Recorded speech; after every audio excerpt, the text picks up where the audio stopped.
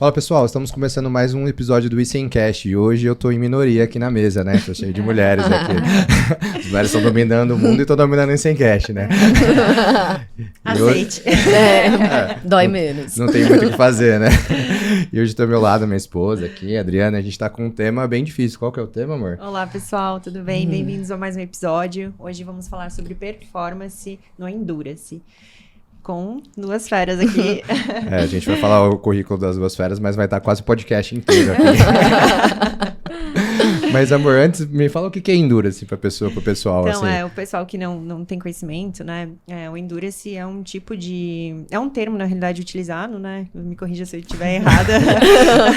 De uma modalidade de atividade física, né? Que perdura mais tempo, né? Com uma maior intensidade. De longa né? duração. De longa duração, né?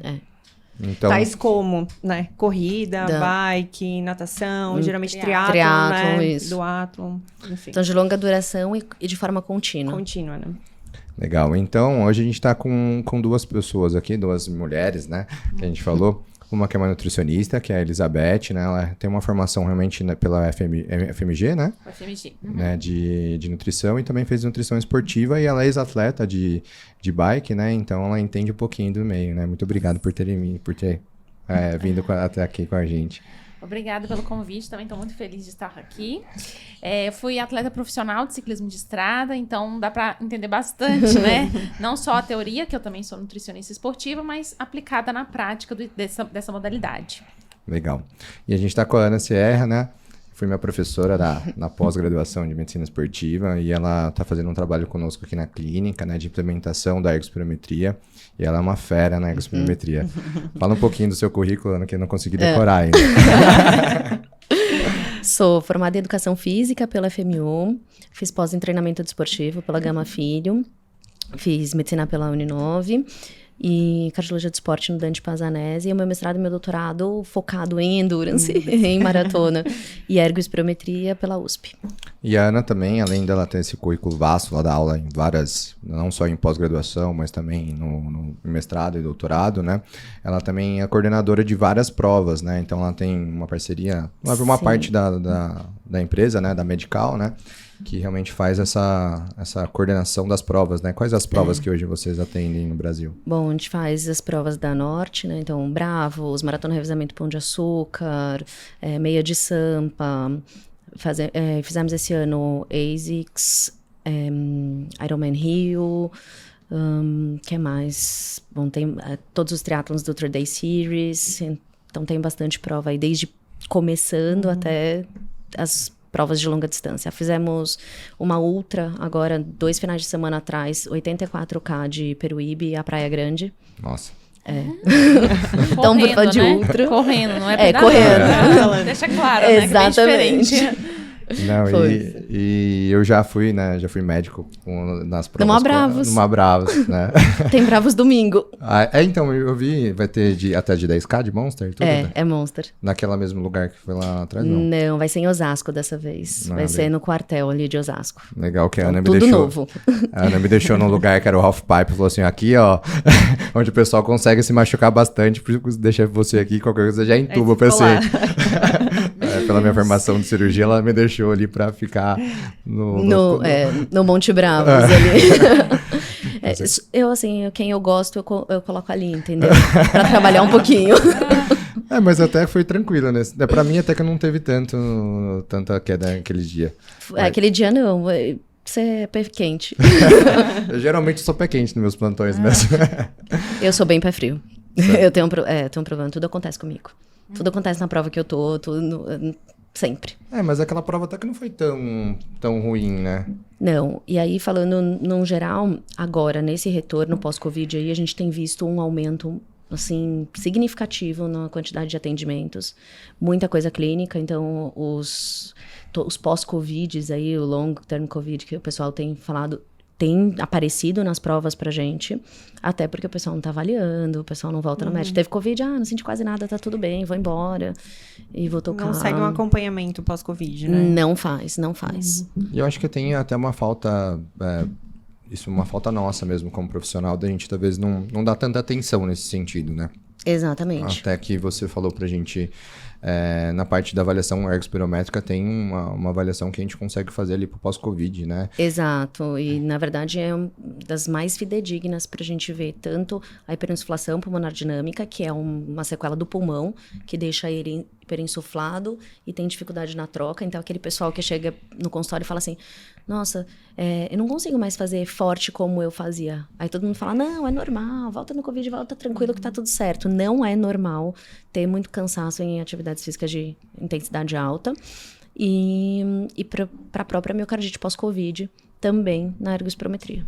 Legal, então se você ainda tá se sentindo cansado aí pós-Covid, todo mundo falando assim, não é nada, procure a gente, ou procure a Ana ali, que faz a avaliação ergospirométrica, que a gente vai explicar um pouquinho o que é.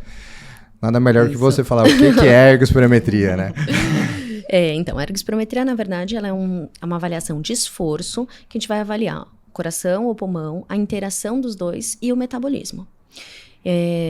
Então, ele serve desde para a gente conseguir diagnosticar algumas doenças, então ele serve desde o paciente cardiopata, pneumopata, até para o atleta de elite, que vai dar quais as melhores zonas de treinamento, então onde ele tem maior otimização da performance, como utilizar isso e o que a gente precisa fazer para melhorar, dependendo do tipo de esforço que ele faz. Então, se ele é um maratonista, um ultra, se ele está fazendo 10K, 5, então mesmo na longa distância, que 5 já é considerado longa distância, né? Já é endurance, a gente consegue otimizar de acordo com os resultados do teste. Legal. E, Elizabeth, você acha que o teste tem grande valia, assim, para você fazer a preparação nutricional desse atleta, assim, se ele tem um teste em mãos, o que você consegue utilizar, extrair realmente de um exame como esse? Com certeza. Com esse teste, a gente consegue primeiro ver o condicionamento físico do atleta, concorda comigo? Sim. A partir disso, a gente vai saber como que vai ser direcionado os treinos para ele. Se ele vai trabalhar mais em baixa frequência, moderada ou alta intensidade. E aí, isso vai determinar toda a mudança, não só do protocolo nutricional do dia a dia dele, ou seja, as refeições que ele faz antes, durante, depois, o dia inteiro dele. E, principalmente, as estratégias nutricionais de intratreino. Porque as estratégias nutricionais de intratreino, muito pelo contrário de que a maioria pensa, elas devem ser determinadas de acordo com 2 fatores. Primeiro, a duração desse exercício e a intensidade do mesmo. Porque, quando a Andréia vai me corrigir se eu estiver errada, mas quando a gente trabalha um treino intervalado, por exemplo, de 2 horas e meia de duração, a gente sabe que em vários momentos desse treino, o atleta vai trabalhar em alta intensidade. E nesse momento, a via glicolítica, ela é primordial para a geração de energia. Não que não exista a via oxidativa ou de oxidação de gordura. Mas a prioridade, né, até pela velocidade de entrega de energia, de formação de ATP ali, que é a moeda energética, né, para a contração muscular, é a via glicolítica, ou seja, o atleta precisa de mais carboidrato durante o exercício, né? Agora, se ele já vai fazer treinos ou não tem um condicionamento físico muito bom, ele vai fazer exercícios de baixa a moderada intensidade, a gente sabe que para a geração de energia, a via primordial é de oxidação de gordura. Então, a estratégia nutricional muda também. Sim, com certeza. E esse exame também, pessoal, ele não precisa ser utilizado também só para atletas, né, amor? Exatamente. Inclusive, para quem quer iniciar, né, nessa modalidade de endurance, o que você indica aí para... Eu acho que tem 2 coisas, né? Aí, né? Primeiro, é muito importante por quê? Pra você saber quando você tá treinando. Eu sempre brinco em aula, o Léo sabe disso, uma das perguntas que eu falo assim, quando o seu corpo entende que você tá treinando? Quando eu coloquei um shorts, uma camiseta e saí pro parque. Se eu coloquei um shorts e a camiseta e fui pro shopping, ele já acha que não. Então, não. É uma intensidade de exercício certa, que é o primeiro limiar. E a gente só consegue achar isso no teste ergospirométrico. Então, pra eu saber quando eu tô começando a treinar e como eu vou otimizar. Onde eu queimo mais gordura, por exemplo, se meu objetivo é esse, ou onde eu vou conseguir melhorar mais o que eu tô, meus 5K, meu 10K, minhas primeiras provas de bike, minhas primeiras provas de triatlon, então eu vou conseguir otimizar isso. E aí, completando a questão da parte nutricional, falou, as estratégias e tudo mais, tá assim, quanto eu gasto de energia naquele treino? Quantas calorias aquele treino faz com que eu gaste, porque se eu fizer em uma intensidade X, uma caloria, se eu fizer em intensidade Y, é outra. E muda de pessoa para pessoa. Muda de acordo com como tá seu condicionamento, como tá sua musculatura, como você tem comido. Então, eu brinco que assim, tem organismos que estão, hibernando. Então, você não tá dando energia pro seu organismo e você acha que você tá fazendo tudo perfeitamente certo. Porque, não, eu tenho que emagrecer a qualquer custo. Seu organismo vai fazer o quê? Eu não tô recebendo energia, não tô recebendo nada. Eu não vou ficar gastando aqui feito um louco. E aí ele vai acumular. Exatamente. O que ele acumula? Gordura. Ele não é bobo. Porque 1 grama de gordura dá mais calorias do que 1 grama de carboidrato. Então, ele vai acumular a gordura e vai soltar o carboidrato. Toda a sua reserva do exercício vai embora no repouso e toda a sua reserva de gordura vai ficar ali. Indesejada, digamos assim. E posso falar, André, as pessoas sabem disso, mas as pessoas não querem acreditar nisso. Porque, assim, a maioria das pessoas fazem dietas descabidas, totalmente descabidas, aplicada a esses esportes. Então, assim, é tipo fazer dieta, desculpa falar, dieta cetogênica, tendo uma competição daqui a um mês, fazendo treinos de alta intensidade, intervalados pelo menos 4 vezes na semana. Ou volumes altíssimos, ou volumes altíssimos, né? Fazendo 4, 5 horas de treino no final de semana. E aí, depois a pessoa fala, não, mas minha composição corporal não muda, eu não melhoro meu condicionamento físico. E não vai melhorar. O seu corpo tá, como ela falou, muito corretamente, hibernando, né? Aí as pessoas acham que essa história que ela contou é firula, mas tá aqui uma pessoa, né, que entende do assunto e tá falando realmente isso. E aí, no consultório, eu tento muito abordar isso pro paciente. Você quer fazer dieta cetogênica? Não tem problema. Uma excelente estratégia, tem vários benefícios. Sim. Só que não se aplica na fase de treinamento que você se encontra. Exatamente. Quando a gente sincroniza o protocolo nutricional com o protocolo de treinamento, o atleta tem muito mais ganho e rápido em relação ao condicionamento físico. E, obviamente, uma melhora de condicionamento físico é inerente, que vai melhorar também o físico atlético dele. Ele vai se tornar um cara mais seco, né? Agora, se você atropela as fases, daqui um mês tem uma competição, então eu quero emagrecer 5 quilos até lá. Já peguei atleta um mês do Ironman Brasil, querendo emagrecer 5 quilos um mês antes do Ironman. Tipo, não faz sentido. O pico de intensidade, o pico de volume desse ciclo estava exatamente naquele momento. Então, o mais importante é não atropelar as fases, né? E eu acho que esse teste que também agora, né, vocês estão disponibilizando, ele vem agregar muito para a parte do treinador, né? Sim, e muito. Principalmente eu acho que não só fazer o teste, mas repetir o teste, né, Andréia? Porque aí você consegue... Desculpa. Péssima, gente, eu sou péssima com o nome, gente. Pois o Alisson faz o corte aí. Sou péssima com o nome. Mas, enfim. Desculpa, Elizabeth, eu tava falando algumas vezes, André, eu tava deixando. Só pra ver até um ponto. Desculpa. Não tem problema, gente. Não sei porque surgiu o André, mas enfim. Não precisa cortar, não. Não precisa, Alisson, pra gente rir. É bom, exatamente. É bom que as pessoas me conhecem. Isso acontece no meu consultório também. Mas, enfim, o atleta ser reavaliado é super importante para ver a velocidade de evolução dele no treinamento, né? E cada fase de treino tem uma característica do teste. Então, eu tô numa fase de base, o teste vai ter uma característica. Eu tô na fase específica, vai ter outra característica. Eu tô no pré-competitivo, outra característica. Então, isso acompanha. E se não muda, é porque tá treinando errado. Então, já parte disso. Tem alguma coisa que e comendo tá errado. Influenciando, né? E comendo errado. Inclusive, eu ia perguntar, né, a respeito da alimentação pré e pós-treino, né? Mas eu já percebi que varia muito de pessoa a pessoa. Então... Mas, na verdade, assim, vamos falar assim, pensando na fase de treinamento específico, que é quando o atleta realmente está realizando aqueles treinos mais intensos, ou está no pico de volume dele, né? Ele já saiu do período de base, fica bem parecida a necessidade nutricional, né? Porque a gente sabe que ali a demanda dele é bem maior, tanto de calorias quanto dos macro e micronutrientes, né? Então, a prioridade da ingestão do pré-treino é de carboidratos, né? A gente pode fazer aí uma relação de 1 a 4 gramas de carboidrato por quilograma de peso do atleta, né? E não esquecer da hidratação, que é composta por água e eletrólitos. Bom, isso é o básico do pré-treino, tá? Mas se esse pré-treino ele for ser realizado mais do que meia hora antes do início do exercício, aí vale a pena a gente colocar um pouquinho de aminoácidos, pode ser um whey protein, por exemplo, né, ou até um pouco de ovo, um frango, dependendo do horário, então, né? o nosso pré-treino que tem bastante Tem aminoácidos. bastante. Exatamente, ou whey ou um perfil de aminoácidos separados, né, essenciais, ou até um pouco de gordura. E aí, isso vai depender, primeiro, do intervalo de tempo entre essa refeição e o início do exercício, né? da fome do atleta, porque tem atleta, por exemplo, que Sim. treina de manhã e acorda Em jejum, faminto, ou aí vai com- comer tipo uma banana com aveia e vai cair duro no treino, né? Então aí é legal colocar alguma fonte de aminoácido ou gordura. E tem gente que não consegue comer, né? Eu vejo isso muito Eu, no por consultório. exemplo, às Exatamente. vezes eu faço cardio de manhã. Claro, meu cardio não chega a ser É. máximo 2 quilômetros. Ah. Mas eu não consigo comer. Exatamente. E se eu como, eu não consigo realmente fazer a corrida, fazer uma atividade. Isso Você acontece. costuma quebrar de, por exemplo, o jejum de manhã, de pré-treino, em vez de você usar um carboidrato, você usar, tipo, um MTC, um TCM, um triglicírido de cadeia média ou não?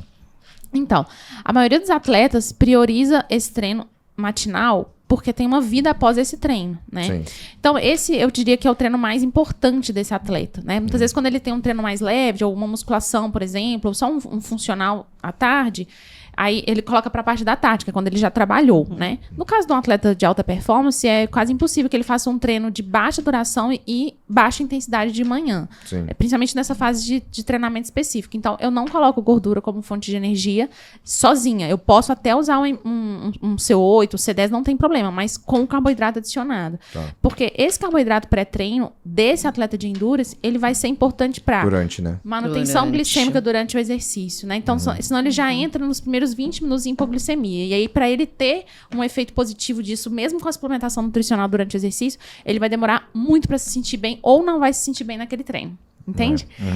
Então, vocês duas falaram muito bem sobre essa questão da tolerabilidade da ingestão Sim. dessa refeição pré-treino do atleta. Deve ser respeitada. Até mesmo a adrenalina de cada atleta influencia nesse processo digestório. Então, pode ser um pré-treino líquido. Pode fazer um shake, por exemplo, de aminoácidos, bater com suco de uva integral, colocar uma banana no meio, ou frutas, por exemplo. Um exemplo, né? Ou tem atleta que acorda morrendo de fome. Meu marido, por exemplo, ele é campeão brasileiro, né? De XCM, né? Que é uma modalidade do mountain bike. Na categoria elite. E o campeonato brasileiro que ele foi campeão, eu falei pra ele assim, ó. Tava lá no café da manhã de hotel, né? Aí eu falei, aqueles dois adversários que eram fera também vão quebrar. Eu olhei o prato deles, era um pão com manteiga e café. E um abacaxi. Meu marido, 2 fatias de pão integral com pasta de amendoim e mel, mandioca, ovo, suco de beterraba. Mas ele tem fome. Ele tem Agora, fome. não tô dizendo que tá certo o que meu marido fez ou tem que ser faz. individualizado, né? Tem que ser individualizado, tá? Acho que tem a experiência, né? Tem muita Sim. gente... A gente tava brincando... Outro dia a gente tava falando do que oferecem as provas, né? E aí um atleta meu tava falando de Berlim agora... eles estavam falando de Chicago e tal. Nossa, a prova tem... e falaram de Curitiba. Que Curitiba a prova tinha tudo. Que depois do quilômetro 25 tinha jujuba, tinha chocolate, tinha Coca-Cola, tinha laranja. Piquenique. Pois é, o pessoal vai pro piquenique. E aí eu dei risada porque quando eu dava treino, eu falava assim, vocês não vão pegar o que a prova oferecer. Aí meus atletas ficavam possessos, né? Mas por quê? Não sei o que. Eu falei, você não tá acostumado com aquilo. Exatamente. Você não faz aquilo exatamente. durante seus treinos. E tem sensibilidade intestinal. Até tem diarreia, né? no meio do- Total. Até porque numa prova, você precisa utilizar uma gramatura alta de carboidrato por hora de exercício. E a gente sabe que esse intestino também fica ali numa linha tênue Inflamado. de ter um oxigênio. Exatamente. Você ele já promove fica uma hipóxia ali no diminuído. momento também, né? E aí tem um atleta meu que eu falava isso pra ele e ele... Meus atletas, eles costumam obedecer. Eles sabem que não dá muito certo quando não obedece, né? Aí, Porque você é brava com todo mundo. um pouquinho. Só um pouquinho. Só tem cara de boazinha, igual eu, mas brava. É nada, você vê essa menina fazer ergospirometria, ela fica brava. Eu vou fazer. Eu vou fazer hoje. Isso aí. Vamos ver, você boazinha. Não. Não, mentira. Mas é porque ela pega o antecedente que ela é educadora física, né? Então ela- Exatamente. No final do teste, principalmente. A educadora física baixa ali. E aí, esse meu atleta, no ano seguinte, que assim, que eu já não tava mais dando treino, ele foi pra maratona. E era sempre na Maratona de São Paulo, né? Ele foi pra maratona. E aí ele falou, agora que a Ana não tá aqui, eu vou comer tudo o que tem na prova. Beleza. Comeu. Bom, ele não acabou a prova. Sim, Ele teve uma exatamente. dor de barriga. Ele passou super mal. Ele terminou andando. Depois ele me ligou, ele fez assim, foi praga sua, né? Eu falei, não, eu só avisei. Ele, não, foi praga sua, só pode ser. É, Eu falei, permeabilidade intestinal total, nessa hora o intestino tá muito E- fragilizado, né? exato. Muito. Eu falo, tem gente que faz o quê? Deixa uma coquinha no carro pra no final dos treinos, ou quando tá fazendo treino longo, vai, tipo, no 20 e poucos, 30. Salva. Pegar e tomar. Ok. E aí, assim, você tá acostumado a isso. E aí, quando oferecerem Coca-Cola lá na prova, beleza, você pega. Agora, fora isso, nunca comi jujuba no meio do treino. E aí, eu vou lá no dia da prova e vou comer jujuba. E que hora que você consegue, geralmente, assim, pelo teste, assim, você vai conseguir entender mais ou menos quantas quilocalorias que ele vai estar em cada momento, né? Mas eu lembro de alguns estudos, não sei se você lembra até de um menininho loirinho que dava aula pra gente na pós, que era triatleta também, que era lá do Sul, esqueci o nome dele, Lucas. Ah, tá, sei. Você lembra? Ele tinha uns estudos que ele demonstrava que em duatlon, né, provas de até 4 horas, assim, ele costumava a não repor nada durante até essas 4 horas e que não tinha tido um efeito tão significativo de diferença de um ou de outro, né, no estudo que ele tinha feito lá. Mas assim, você tem uma golden hours que você coloca assim, a hora que você vai repor alguma coisa pro atleta? Na verdade, assim, ó, quando a gente fala de competição, né, todas as estratégias nutricionais, de intratreino, elas devem ter sido testadas durante os treinos, justamente para não ter nenhum tipo de desconforto. A partir do momento que ele tá ali comigo, mês a mês, testando tudo, né, treino a treino, na verdade, né, e passando feedback, a gente fecha uma programação de intratreino que se adequa para ele. Mas, em geral, é muito importante que do minuto 0 ao minuto final, ele fracione o consumo de carboidrato durante todo o exercício. Um dos maiores erros que tem é o atleta, por exemplo, tô pedalando faz 2 horas, eu vou chegar lá, tomar um caldo de cana, uma banana e vou voltar a pedalar. Você vai ter hipoglicemia de rebote. Aí as pessoas falam, mas então, tá vendo? Não pode consumir carboidrato durante o exercício. Não é isso. O que os estudos mostram é que o fracionamento de carboidrato, ele deve acontecer a cada 20 ou 30 minutos. Que legal. Quando a intensidade é alta. Sim. E se for de baixa a moderada intensidade, você pode até colocar a cada 40 minutos. Mas as pessoas não respeitam isso. E a gente não pode esquecer também que muita gente esquece que para a absorção da glicose a gente precisa de sódio. Então as pessoas muitas vezes elas usam o carboidrato, mas esquecem, por exemplo, de colocar os eletrólitos juntos. Então isso é muito importante. O consumo de eletrólitos também deve ser feito do minuto 0 ao minuto final, tá? Em geral, a necessidade para, né, exercícios de até 2 horas e meia de duração é de 30 a 60 gramas de carboidrato por hora de exercício. É claro que quanto mais bem condicionado, quanto mais alta é essa intensidade, mais próximo a esse limite máximo, no geral. Até porque 60 gramas de carboidrato é o que a gente consegue absorver aí 1 grama por minuto, né, em geral. Acima de 2 horas e meia de duração, a indicação é de 60 a 90 gramas de carboidrato por hora de exercício. Então, praticamente aumenta em 30%, pelo menos. E se o atleta vai fazer uma ultramaratona ou é super bem condicionado, ele pode ingerir até 120 gramas de carboidrato por hora. Lembrando que para você aumentar a sua taxa de absorção por minuto, você precisa treinar o seu intestino. A gente chama de training the gut, né? Que você vai praticamente duplicar a sua capacidade absortiva ali. Isso você faz durante os treinos. E para que essa absorção seja bem eficiente, a gente precisa da proporção certa de glicose e frutose. São os 2 carboidratos de mais fácil digestão. E outro erro que as pessoas cometem é, eu vou colocar então palatinose, eu vou colocar só glicose. Primeiro, se você só coloca um tipo de carboidrato, você vai ter uma limitação no processo digestório e a sua chance de desconforto gástrico é muito maior. E a palatinose, na verdade, para os atletas que estão competindo, a gente sabe que ninguém vai passear na competição, a gente Esperamos que não. Exatamente. Bom, tem pessoas que realmente vão, né? Mas a grande maioria do nosso público não vai. A pessoa pode competir contra si mesmo, vai gerar alta intensidade ali. Exato. Mas é um esporte que dura 10 horas. Mas em 10 horas ele tá em alta intensidade, né? E se você pegar os atletas olímpicos, então, os atletas profissionais, é absurdo que eles suportam ali em 8 horas no Ironman, por exemplo, em relação à intensidade. Então, não tem que retardar o esvaziamento gástrico, muito pelo contrário, você tem que literalmente jogar, absorver e esvaziar para poder chegar mais. E chegando. Então, não é nenhum tipo de carboidrato de lenta absorção. As pessoas que muitas vezes também são fãs da palatinose no esporte de endurance, têm essa justificativa que não está certa, que é, a palatinose não deixa você ter picos de insulina durante o exercício. E a gente sabe aqui que não tem como você ter picos de insulina durante o exercício. Você tá sempre com o efeito do corticoide. Do cortisol ali mais ativo do que ela. Então, na verdade, você só terá picos de glicemia caso você não use fracionadamente os carboidratos de fácil digestão do minuto 0 ao minuto final do exercício. Então, além da água, né? São essas estratégias. Você pegou 2 pontos que eu acho bem importantes. Primeiro, você falou do sódio. Eu atendo muito, mas assim, muito e cada vez mais tenho visto atletas com hiponatremia, que é o sódio baixo, no pós-prova. Então, de chegar a ter redução de nível de consciência, da pessoa chegar, de não saber onde tá, de depois você perguntar pra pessoa, tipo, a pessoa não lembrava de mim. Meu Deus. Você me atendeu? Como assim? Não, então, eu te atendi.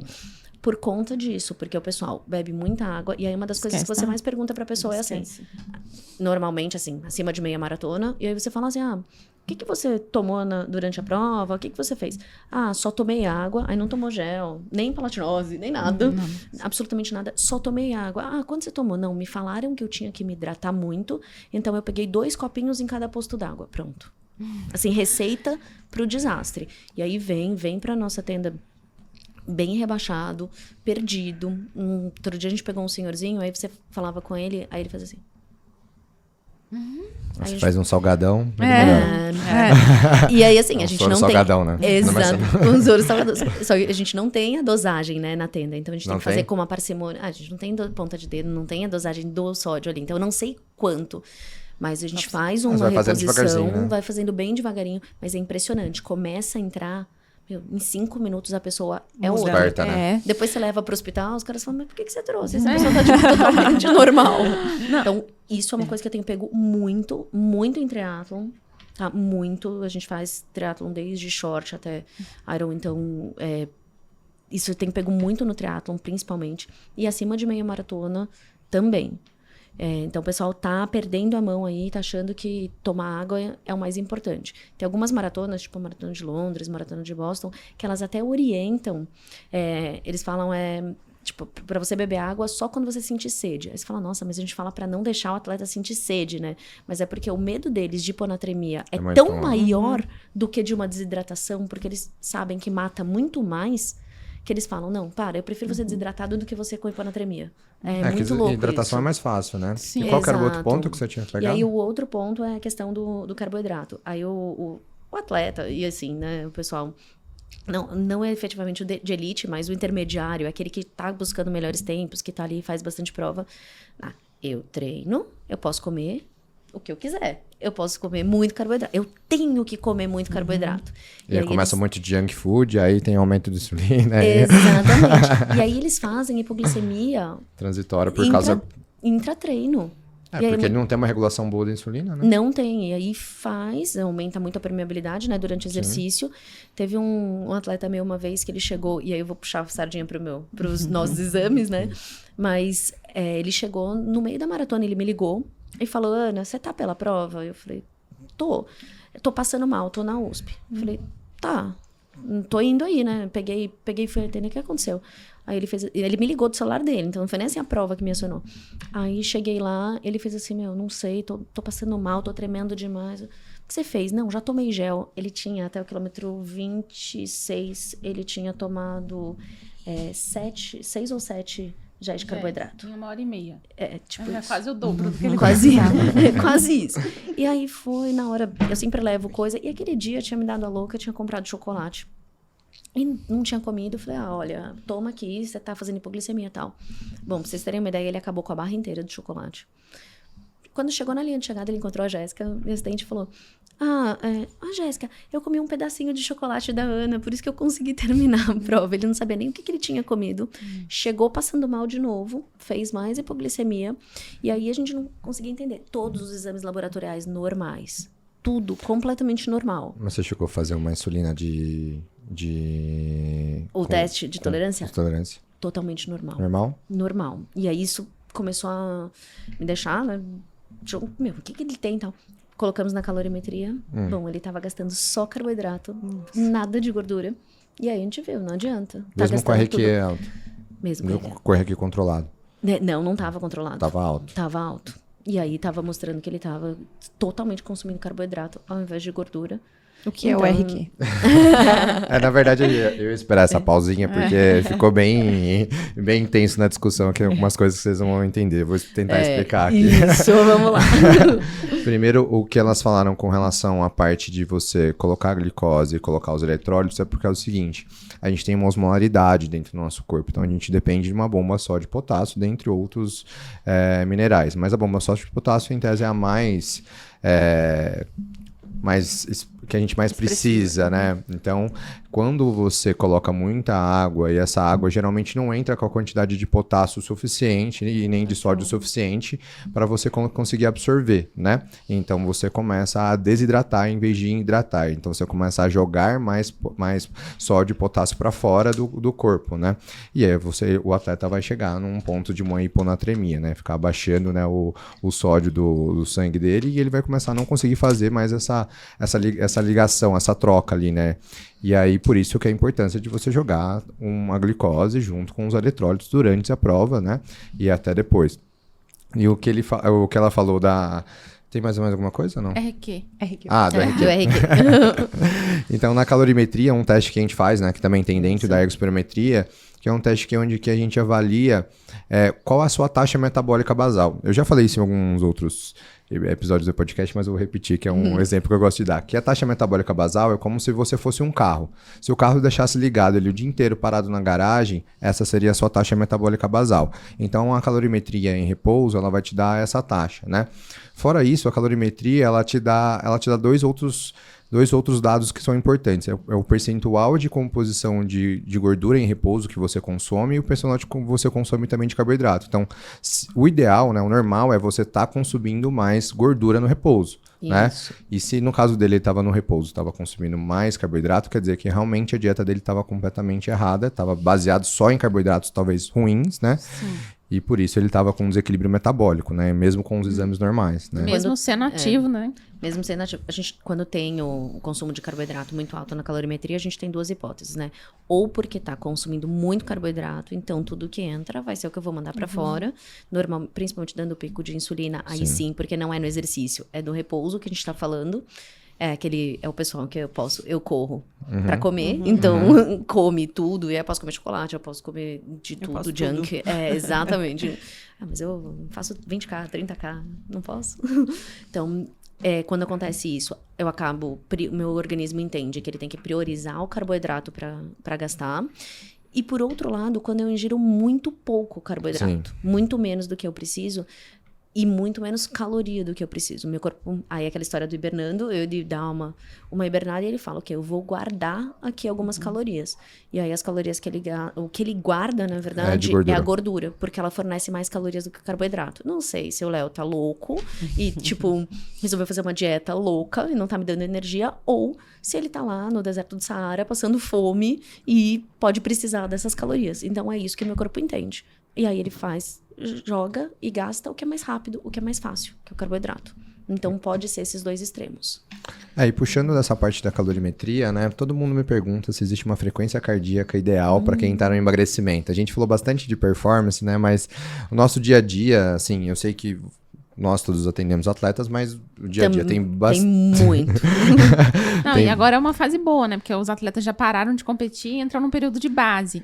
Esse eu falo que é o melhor momento da gente traçar as estratégias nutricionais de emagrecimento, porque não é uma demanda de tão alta intensidade os exercícios de endurance. Então é ótimo para poder emagrecer. Essa informação vai ser positiva. E o dia a dia também, né? O nosso dia a dia de consultório tem bastante gente que procura intermediário que quer realmente emagrecer e Qual tudo mais. Qual o seu objetivo? Quero perder gordura, às vezes quero ganhar massa quero ganhar massa muscular. Todo mundo quer isso, mas a maioria das pessoas não estão muito dispostas a pagar o preço, né? Alguns, eu quero fazer isso, mas eu não quero fazer musculação e eu não quero treinar cardio. Tem muito disso, mas... Mas pensa assim, hoje...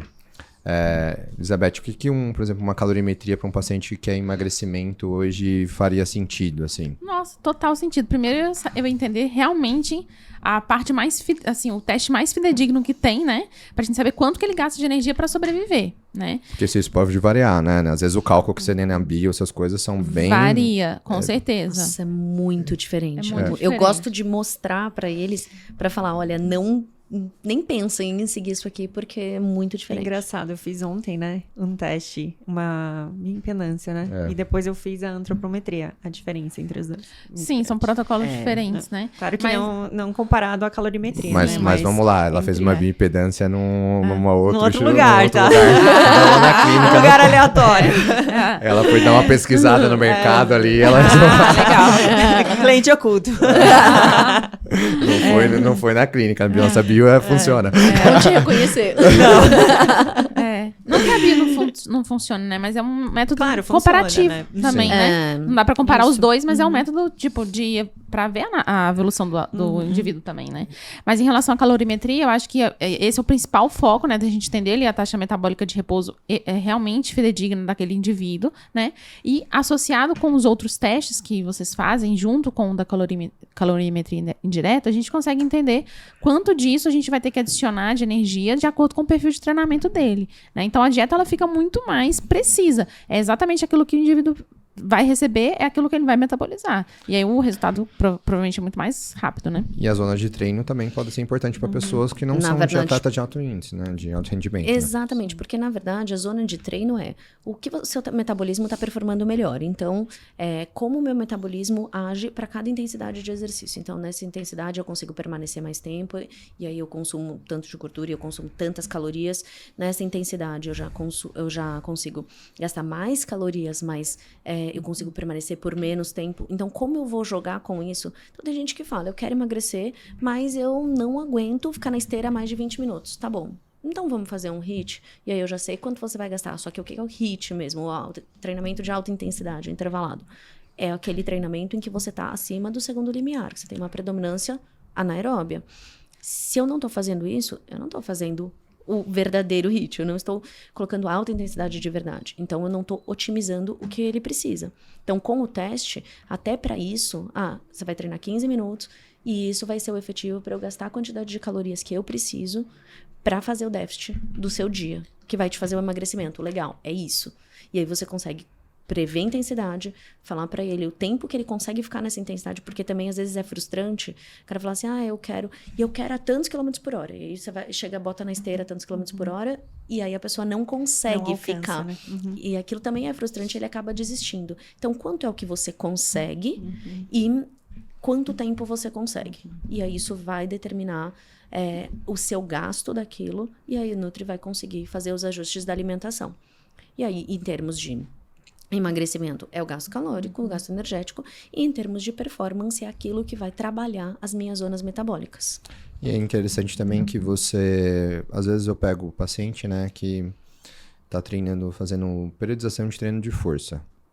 Aí você pega as frequências cardíacas dele, ele não atingiu o segundo limiar. Aí eu gosto de falar assim, olha, desculpa, mas seu treino de força não tá dentro do limiar esperado metabólico. Você não vai ganhar massa muscular. Mas eu treinando forte. Tá bom, mas não tá suficiente. Né? Mas eu treinando forte. Sabe uma coisa que eu acho muito importante? A percepção de esforço. O atleta, quando ele chega nesse exercício sem muita alta... O atleta, quando ele chega nesse treino sem disponibilidade energética, a percepção de esforço dele é outra. Sim. Então, às vezes, ele acha que ele tá treinando muito forte, porque ele tá cansado, ele tá com a percepção de que ele tá cansado. Mas o Dando o metabolismo seu dele não máximo, tá. né? Só que, na verdade, ele não tá com energia. Então, vai ser sempre difícil pra ele. Então, quando você prepara um bom pré-treino ou um bom dia anterior a esse importante treino de hipertrofia que ele tá fazendo, você consegue melhorar a percepção de esforço dele e aí ele atinge mais fácil as zonas certas de treinamento. Né? Mas isso que você falou é muito engraçado, né? Porque eu brinco, às vezes a gente põe o pessoal da musculação, né, no teste, e aí a característica do pessoal da musculação é atingir o segundo limiar e permanecer um tempo maior. Por quê? Porque está acostumado no anaeróbio. A musculação é um treino anaeróbio. Então, ele tem que estar mais acostumado com aquilo, né? Ele tem que ser mais tolerante a essa zona. E aí, às vezes, você vê o cara bateu o segundo limiar, o cara já pede pra parar, aí você fala, mas... Aí ele fala, não, porque eu tô treinando musculação forte. Não, meu amigo, você pode estar treinando qualquer coisa. Mas você não tá treinando musculação forte. Aí eu brinco, não sabe sofrer. Não adianta. Então, meus pacientes já sabem que uma frase básica minha é, não sabe sofrer. Tem que aprender a sofrer. E, aí, E o cérebro tem que... Essa é a característica da musculação, é acima do segundo limiar. Então, se eu não tô atingindo isso, se eu não tô sabendo sofrer, eu não tô tendo o ganho adequado. E aí eu não tenho o ganho de força, o ganho de massa muscular que eu deveria ter, e aí, bom, eu culpo todo mundo, né? Papagaio, periquito, o dia, porque o dia hoje acordou X ou Y, né? Tá chovendo. A luz da academia, qualquer coisa menos aquilo. E a percepção é engraçado, porque é uma coisa que a gente vai desenvolvendo ao longo do tempo. Eu vejo nos testes, normalmente, quando o pessoal fala que tá na metade, que tá começando a cansar, ele bate exatamente quando tá batendo o segundo limiar. E você vai pela percepção. Às vezes, aquele paciente que você tá batendo o segundo limiar, você pergunta como é que tá, e ele continua. Você fala assim, putz, ele vai daqui pra cá. na hora. Ele não vai passar pelo meio. E aí o paciente que você vê, tá batendo segundo limiar e o cara já começa assim, você fala, tá bom, ele tem mais percepção de esforço. Você conseguiu entender que é o primeiro e o segundo Então, limiar? exatamente, você leu meu pensamento. Exatamente isso que eu tô querendo perguntar. A diferença do primeiro limiar e do segundo limiar. O primeiro limiar, eu falo assim, aquela intensidade de exercício a partir dela você começa a se adaptar. Então, aquela história da roupa de ginástica, determinar ou não. É o primeiro limiar que determina. Então, a partir dele eu começo, além de usar o metabolismo aeróbio, eu começo a usar o anaeróbio também, mas o lactato que eu produzo, eu consigo tamponar, né? Eu consigo tirar ele do meu organismo, transformar em energia também, ou seja, eu tenho o meu melhor momento metabólico ali. Então, é a partir do primeiro limiar. Esse é um momento legal para você fazer o seu cardio, para você gastar mais gordura. Porque esse é o melhor que você tá mais otimizado de gastar gordura e o mínimo ali de carboidrato, entendeu? Exato. Tá no meio E ao do mesmo caminho. tempo tá tendo um ganho cardiopulmonar e metabólico ali. Abaixo daquilo, você não tá tendo ganho. Então, eu brinco que você tá cansando perna. Então, Pilates não é treino. Eu treino Pilates. É bom que você afirme isso. O paciente fala assim, eu treino Pilates. Nada contra o Pilates. Eu adoro Pilates, mas não é treinamento. Mas não é treinamento, é diferente, né? Eu brinco que se você quer treinar abaixo do primeiro limiar, ou se você treina abaixo do primeiro limiar, eu falo pros homens assim, faz o seguinte, pega a esposa, dá o cartão de crédito, vai pro shopping, assim, top, né? E aí fala pra ela, amor, pode entrar em todas as lojas e gastar. Olha, sua frequência cardíaca vai subir, você vai andar o shopping inteiro, você ainda vai fazer uma isometria carregando as sacolas e tá tudo certo. É a mesma coisa que você tá fazendo treinando abaixo do primeiro limiar. Eles, Ana, eu não quero isso. Eu falei, então não treina abaixo do primeiro limiar. Então, treina na zona metabólica adequada. Ana, explica um pouquinho como as pessoas conseguem identificar, assim, um dos grandes controles que a gente faz é através da frequência cardíaca, né? Então, a frequência cardíaca é uma das opções, mas assim, falar fórmulas, tipo, tanto, menos tanto, ou tantos por cento, não, é em cima do teste mesmo, mas quando eu atinjo o primeiro limiar, a gente consegue determinar a frequência cardíaca que ele tá e a intensidade que ele tá. Então, eu consigo falar pra você, olha, com 120 batimentos, você tá no primeiro limiar. Então, acima disso é o que você tem que treinar. Se você treinar abaixo, não. O segundo limiar já ocorre com 160. Então, você tem entre 120 e 160, sua zona entre o primeiro e o segundo limiar. É quando o seu corpo consegue ainda estar estável e o que ele produz de lactato, ele vai tirando. E eu não preciso... A minha demanda, o anaeróbio ainda está menor do que o aeróbio. Determinado momento do exercício, acho que vocês percebem, a gente começa o quê? A hiperventilar muito mais. Pra quê? Pra tentar colocar mais ar pra dentro e pra tentar tirar o CO2 que a gente tá produzindo. Essa hora quer dizer que a gente tá meio que dando uma descompensada no metabolismo. Então, por incrível que pareça, o segundo limiar é chamado de ponto de compensação respiratória, mas tem gente que fala assim que deveria ser descompensação respiratória. Mas é aquele momento em que eu não consigo mais compensar metabolicamente falando, na verdade, com a respiração, o meu metabolismo. É o momento em que aí eu começo a colocar e a produzir mais lactato e acumular o lactato. Aí já começa a ficar muito mais ácido aquele ambiente e você não consegue permanecer por muito tempo. Então, aquele exercício que você fica consegue... fadigado, né? Exato. 1, 2, 3 minutos, ok. Mais do que isso, não. E aí o pessoal fala assim, tô dando tiro de 3 quilômetros. Não, você não tá dando tiro de 3 quilômetros, porque você não tem velocidade para isso. 3 quilômetros você vai fazer em 12, 15 minutos. Isso já não tem, você não consegue fazer uma predominância anaeróbia nessa intensidade. Então, o segundo limiar é essa descompensação metabólica, e que é o que a gente usa na musculação. Na musculação, é alta intensidade, só que é... Tempo curto, e a gente vai fazendo as pausas. Né? Via de regra, pelo menos alguma pausa tem. Então, isso... Por isso a gente consegue manter alta intensidade. Ou deveria conseguir manter alta intensidade, por né? isso que não pode treinar devagarzinho ali, né? Não tem que Exatamente. ficar cansado, né? Então, para você que quer o seu cardio ideal, né? Que todo mundo fala assim, nossa, qual que é o melhor cardio? Então, o ideal é você fazer o teste de VO2, descobrir qual que é o seu primeiro limiar e fazer o cardio em cima dos seus primeiros limiar. Vou falar assim, mas uma frequência cardíaca vou fazer a 120 de frequência cardíaca. Tá bom, você pode até fazer, mas você não sabe se é o ideal para você. Exatamente. Né? E com relação se você está realmente treinando musculação de forma adequada, o ideal é realmente você também fazer o teste para saber qual que é o seu segundo limiar, porque você tem que estar sempre nessa quebrando, né, o segundo limiar. Para as pessoas também do CrossFit. Exato. Né? O cross, eu acho que o teste ajuda bastante a você direcionar a sua prova. Você quer competir numa prova de CrossFit. Se você sabe qual que é as suas quebras, então assim, ó, meu primeiro limiar eu quebro com 120 de frequência, meu segundo limiar eu quebro com 150, eu sei, e eu consigo sustentar o segundo limiar por 5 minutos, né? Então vou ter um odd lá de 8 minutos. Eu sei que talvez esse odd, se eu começar com 150 de frequência no quinto minuto... Eu não vou aguentar tudo. Exatamente, você vai conseguir aguentar. E também na maratona do mesmo jeito, né? Exato, na maratona é o primeiro limiar que é o determinante. Então, quanto maior o primeiro limiar, quanto mais eu trabalhar o meu primeiro limiar, maior performance eu vou conseguir ter. E aí, às vezes, eles estão lá e aí estão, abaixa 5 segundos, 10 segundos e não consegue melhorar na prova.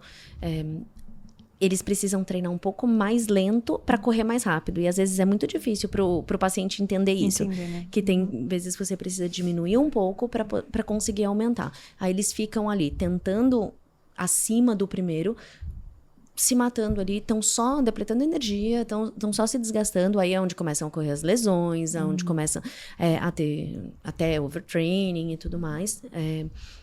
E eles não sabem que, na verdade, eles precisavam voltar um pouquinho, treinar um pouquinho mais lento para trabalhar o primeiro limiar, para que esse limiar suba e aí sim ele ganha mais performance. Por isso que é tão importante o teste, porque eu preciso saber, inclusive, como vai evoluindo. Tem um paciente meu que vem uma vez por ano, e aí tá sempre com o mesmo limiar. Eu falo, gente, não adianta. Primeiro, uma vez por ano, não vai balizar treino nenhum. Tudo bem, eu vou ver se não tem doença, se isso, aquilo, eu vou liberar para atividade. Ok, mas não tá balizando os períodos de treino. Segunda coisa, estando sempre na mesma intensidade, quer dizer que você não tá melhorando. E aí, consequentemente, nas provas, você não vai melhorar. E aí, quando você vê, assim, hoje...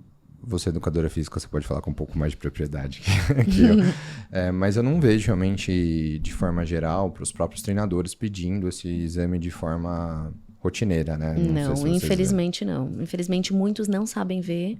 Aí falam só, seu VO2 é tanto, que legal. E não usam.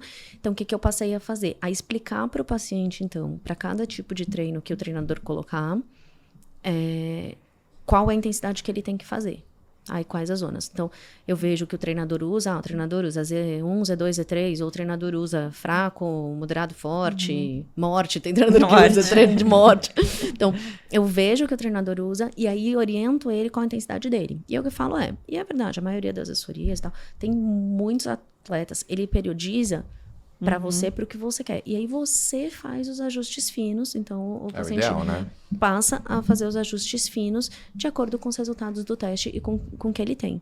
Não, e assim, é um absurdo a diferença. É um absurdo. Se ele soubesse realmente o ganho que ele vai ter, né, ali, né, de performance fazendo um teste, né? Porque as pessoas acham que é caro, né? O teste, né? Só que aí o tênis... Gasta com tênis. Gasta com tênis muito mais. Às vezes até a lesão acaba sendo mais cara, né? Exatamente. O tratamento pós. Eu tenho um paciente meu que ele comenta assim, ele fala, Ana, eu vinha de lesão, eu vinha de 2 anos com lesão e tal, recuperei e vim para e começar a fazer teste. Aí ele fazia teste a cada 3, 4 meses.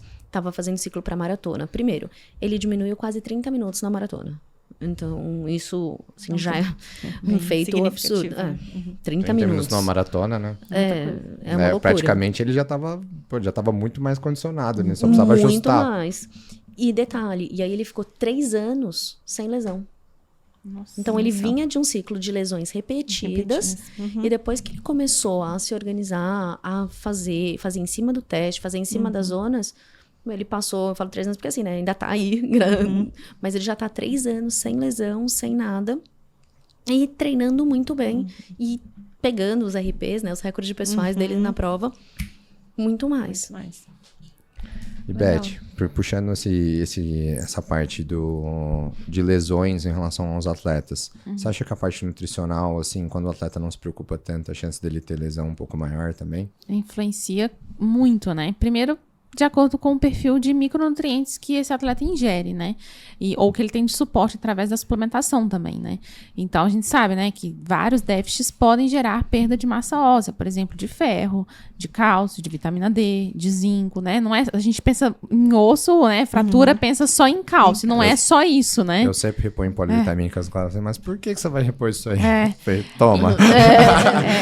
E outra, né? A gente sabe que os atletas de endurance, eles têm uma demanda metabólica metabólica muito acima da média. Então, às vezes o valor de referência ali do laboratório, você vê, tá dentro da normalidade. Não é aquele valor de normalidade que deve ser considerado quando a gente está falando de um atleta num ciclo de maratona, de um triatleta ou num ciclista, por exemplo.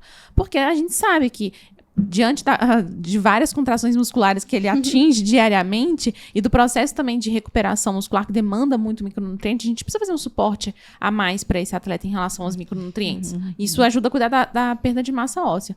Outra coisa que eu até queria complementar sobre o que ela falou sobre o intratreino é que, na verdade, o intratreino, ele cuida da saúde do atleta, não só da performance. As estratégias nutricionais de intratreino, eu falo muito com os meus atletas. Você não quer comer porque está com medo de engordar, mas eu preciso cuidar da sua saúde primeiro, eu sou profissional de saúde, né? E uma das formas que a gente tem de não liberar muito cortisol aí é fazendo uma ingestão adequada durante o exercício de carboidrato. E a gente sabe também que essa secreção exacerbada de cortisol pode levar a uma perda de massa óssea, né? E também gerenciamento do pós-treino. Ela perguntou também do pós-treino. Eu considero o pós-treino fundamental para a prevenção de lesão do atleta, né? Porque é o momento que a gente consegue, né, não interferir negativamente nas respostas adaptativas ao treinamento, mas contornar o processo de recuperação muscular. Então, a gente dá um suporte ali de aminoácidos, a gente dá um suporte de carboidrato e até dos micronutrientes naturais dos alimentos também. Importante dizer que na refeição pós-treino não podemos utilizar suplementos com caráter antioxidante ou anti-inflamatório, porque vai interferir negativamente na resposta adaptativa do treinamento, né? Então, principalmente se for um treino importante, né, na semana, a gente pode fazer isso através da alimentação e aí usar esses ativos horas depois, né? Pelo menos aí 6 horas depois. Mas eu diria que são esses 3 pilares. Então, cuidar da ingesta de micronutrientes, adequar a ingestão de carboidratos, eletrólitos e água durante o exercício e cuidar muito do pós-treino através de aminoácidos, carboidratos, eletrólitos e vitaminas minerais naturais dos alimentos.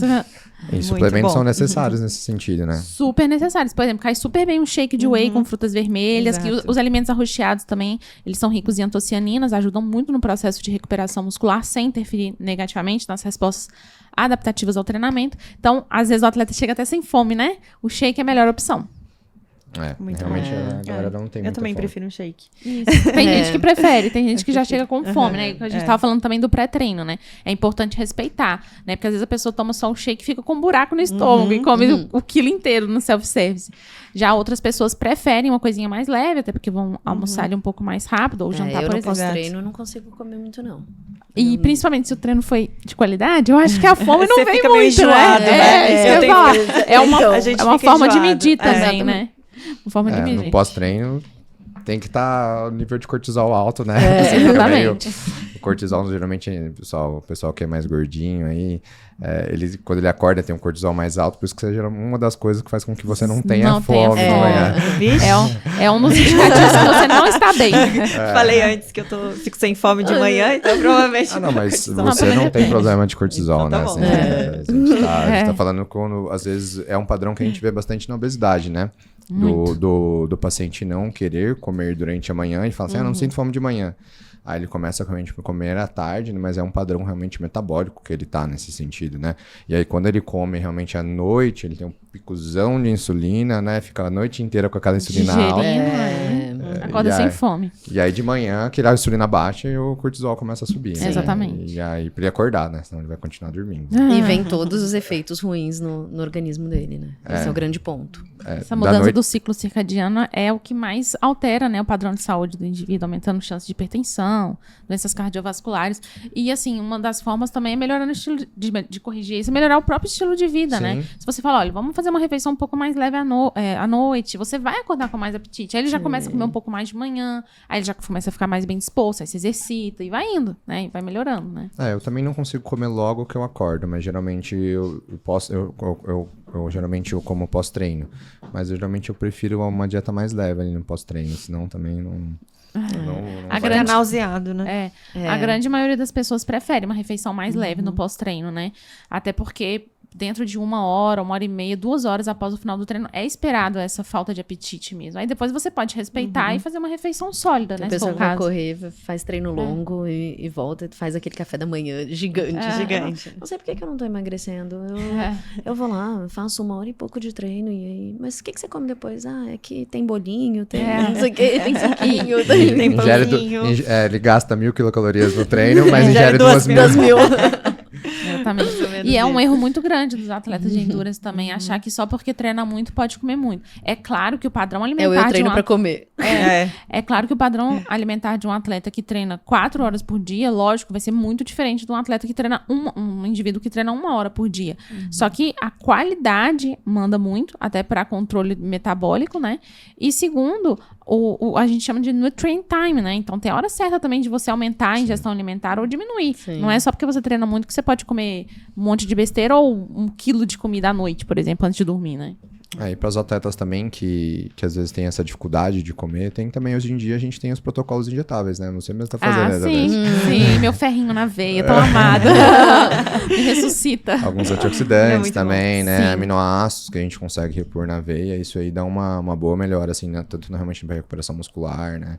Sim. Então, se Como essa... também por a questão de absorção, né? Sim. Exatamente. Porque tem Inclusive, a parte inflamatória que te dificulta a absorção. A gente vê que o atleta, ele tem... A gente tá falando do ferro. Muitas vezes tem muita dificuldade de absorver por conta da inflamação que tem aí, que vem do exercício. CPK muito alto, né? E às vezes ele tem um padrão baixo de glutationa, uma série de antioxidantes por causa de realmente ele fica intoxicado, Sim. o fígado dele não consegue Sim. metabolizar toda a célula que quebrou, né? sim. E o ferro a gente absorve 10% do ferro que a gente consome, e aí já não consome muito. Então vai juntando tudo. Aí mulher ainda tem ciclo menstrual. e tudo Exatamente. A mais. gente até estava comentando isso antes, né? A respeito disso, da má absorção que eu já tive, né? Essa má absorção de ferro e a reposição de ferro intravenoso, né? Endovenoso. É essencial. Tipo assim, Sim. realmente E é muito melhor. Nossa, melhor Uma coisa. das carências mais frequentes nos atletas de endurance é justamente, né, o déficit de ferro, né? Então é algo que tem que fazer os exames e repor, com certeza. Ferro e B12. Na verdade são os dois principais, né? Pra todo mundo, né? Sim, sim. Pra todo É, mundo. pra todo E mundo. esse número mágico de 10% é meio difícil, né? Você não acha, assim? É quase 10% pra tudo, né? Dependendo da nutrologia.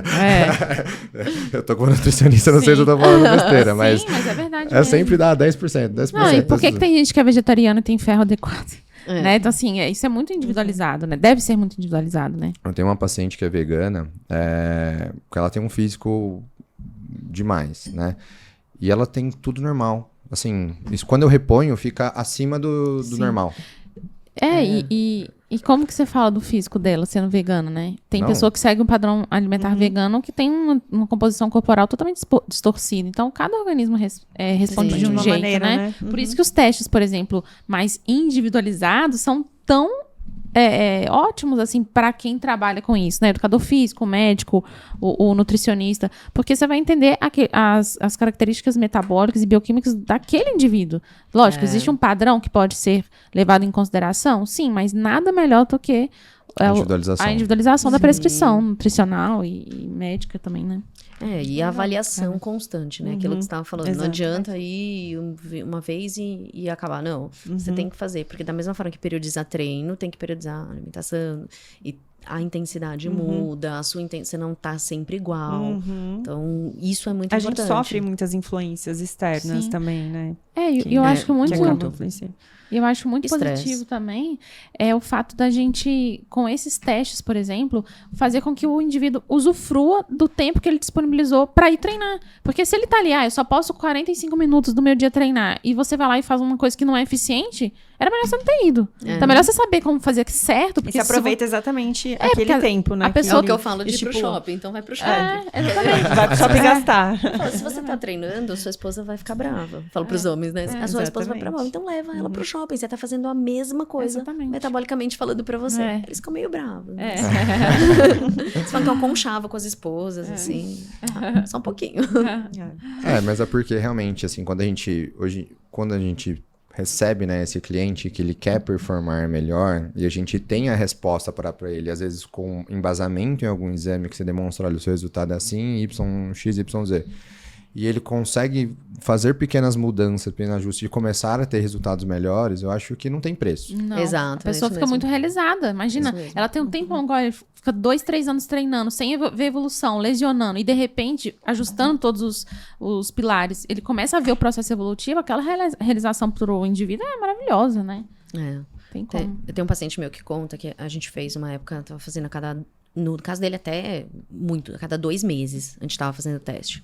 E aí ele fala assim, foi um período de 8 meses. Quando começou, ele falou, você me pediu, ele falava assim, primeiro tinha treinos que eu via Jesus e tinha treinos que eu via o diabo. Eu conversei com os dois, assim, tipo, durante uma semana, eu tinha vários bate-papos, assim, porque o treino forte era insano e o treino leve, o primeiro limiar, ele teve que aprender ali.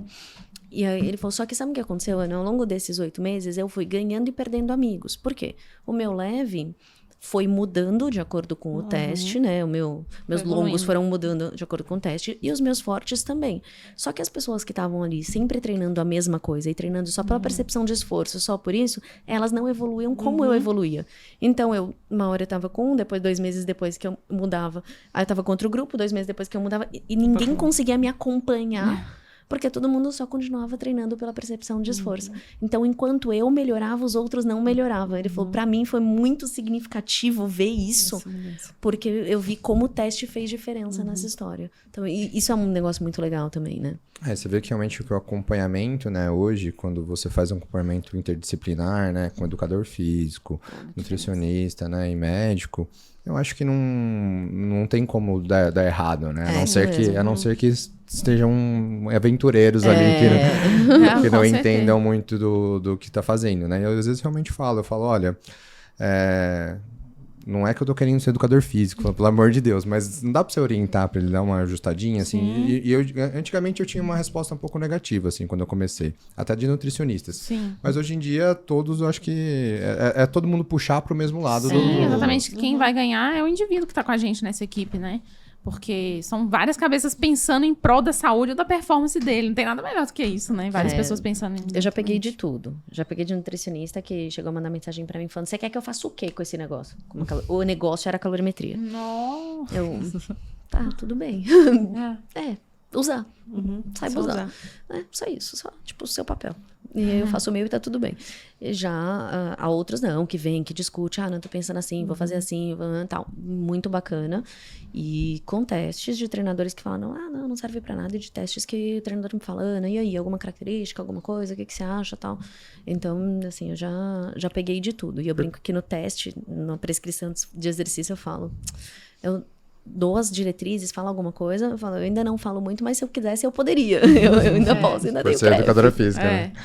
Então, mas eu prefiro, assim, eu tento não invadir o espaço do outro, mas orientando e trabalhando em conjunto. Acho que o médico não sabe tudo, né? E a gente também não vai fazer todo o papel, né? O paciente chega assim, mas você não vai passar dieta pra mim? Mas eu acho que o importante do profissional é entender, né, esse trabalho multidisciplinar, né? Que realmente vai influenciar muito e agregar muito da busca aí do indivíduo, né? Não, exatamente. E assim, a gente aprende uns com os outros também, né? Eu falo assim, eu já atendi alguns atletas olímpicos com esse perfil, com uma equipe multidisciplinar junto. A cada reunião que a gente tinha, hoje mesmo aqui, eu tô aprendendo bastante também, né? Então, acho que é isso, a gente saber que a gente não sabe tudo, né? Exatamente. Um complementa o outro. Exatamente. E que pro paciente é o melhor. Você quer falar alguma coisa aí, amor? Acho que eu acabei de falar isso. Aprender um pouquinho, né? Aprender um pouquinho com cada um, acho que isso é importante, né? E também passar para as pessoas que estão nos acompanhando que essa busca por informação, né? Acho que de qualidade é importante, né? Sim. E o tratamento, com certeza, multidisciplinar é básico, né? Essencial. Desde para quem tá começando, para quem tem doença, até para o atleta de elite. Acho que esse é um ponto que a gente tem que frisar mais. Eu sempre também, no começo das minhas aulas, eu sempre pergunto, para quem é o teste ergospirométrico, né? Quem se beneficia? Todo mundo. Então, é porque é para você se conhecer, para colocar para você. Então, esse é um ponto. Eu também aprendi bastante hoje. Eu aprendo com a Ana já tem um tempo já, que ela me ensina coisa. E eu com a Elizabeth agora eu tô aprendendo um pouquinho. A Adriana eu aprendo todos os dias. Sou chicoteado um pouquinho. A gente compartilha. Não, para. Ana, você tem algum recadinho final para dar pro pessoal? Não, acho que é isso que eu falei mesmo. Da importância do acompanhamento, da manutenção. Não lembrar do médico só uma vez por ano.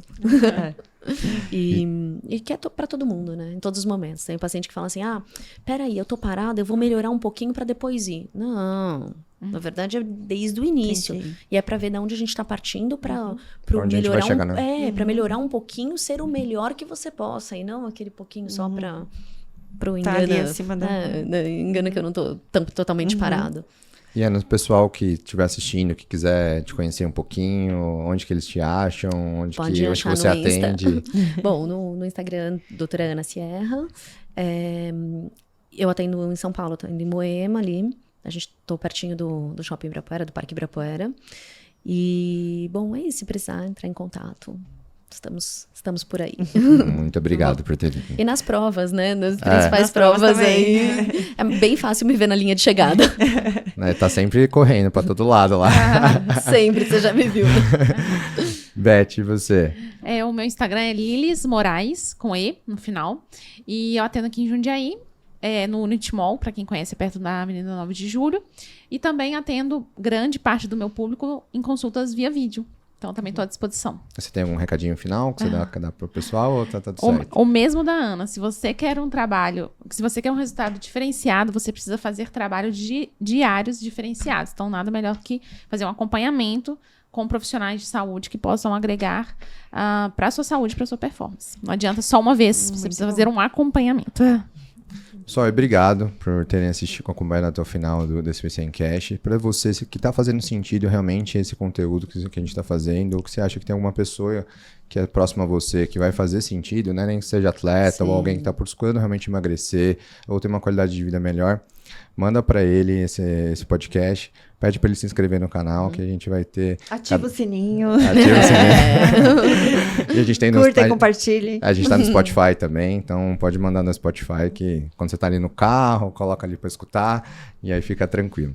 Pessoal, obrigado. Meninas, obrigado. Obrigada. Gostei de uma mesa assim de mulher. Acho que eu vou fazer outra vez, Eu adoro. Até mais, pessoal. Até o próximo Até episódio. mais. Tchau. Até.